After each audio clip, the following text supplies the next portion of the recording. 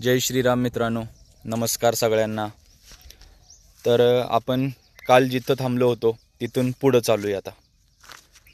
तर शेणखताचा विषय खूप महत्त्वाचा असतो। शेणखत कसं घालायला पाहिजे, शेणखताला किती वेळ लागतो कुजायला, शेणखत कोणत्या पद्धतीने घातला पाहिजे। तर शेणखत हे आपण बाग गेल्यानंतर लगेचच घालायला पाहिजे। बाग शेवटचा तोडा झाला आपला तर बागेची कामं मशागत वगैरे आपण करतो, जसे की रोटरून घेणे किंवा कुदळून घेणे, त्याच्यानंतर खड्डे पाडून झाडापासून 1 फूट अंतरापासून शेणखत असावं।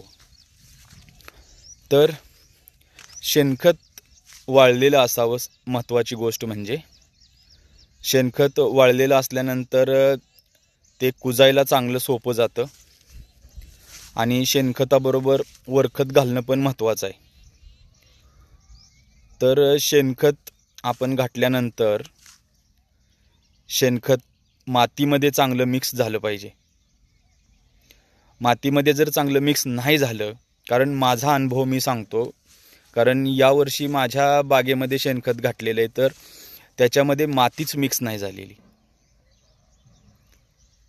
तर शेणखतामध्ये माती मिक्स करणं आपण जसं की ओततो बागेमध्ये खत, पाटीनं किंवा क्रेटनं जसं पण आपण टाकतो, तर त्या खताच्यामध्ये जी साईडची माती असते ते टाकून चांगल्या प्रकारे मिक्स झाली पाहिजे। जे दात्र्यावाले दाताळ असतात, जे आपण पालापाचोळा गोळा करायला वापरतो, किंवा तुमच्याकडे ते नसेल तर सारं सोडण्यासाठी जे दाताळ असते तर ते घेऊन सुद्धा तुम्ही ती माती चांगल्या प्रकारे हलवून मिक्स करू शकता।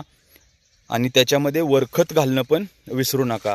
तुम्ही जास्त घालू नका, बट ॲटलिस्ट एका झाडाला 1 किलोच्या हिशोबाने जरी घातलं तरी हरकत नाही। बिकॉज वरखतामुळे झाडांमध्ये स्ट्रॉंगनेसपणा येतो, ताकद वाढते झाडाची। त्याला काय म्हणतात, त्याला काहीतरी म्हणतात, मी तुम्हाला नंतर तो शब्द सांगेल, तो शब्द मला आता आठवत नाही। तर ते मिक्स झाल्यानंतर ॲक्च्युअलमध्ये मुळ्या फुटण्यासाठी खूप महत्त्वाचं असते। त्याच्यापासून मुळ्या चांगल्या प्रकारे फुटतात, मुळ्या सर्व जागेवर पसरतात। जर तुम्ही माती नाही मिक्स केली तर तुमच्या बागेच्या मुळ्या चांगल्या राहणार नाहीत आणि झाडांची ग्रोथ होणार नाही।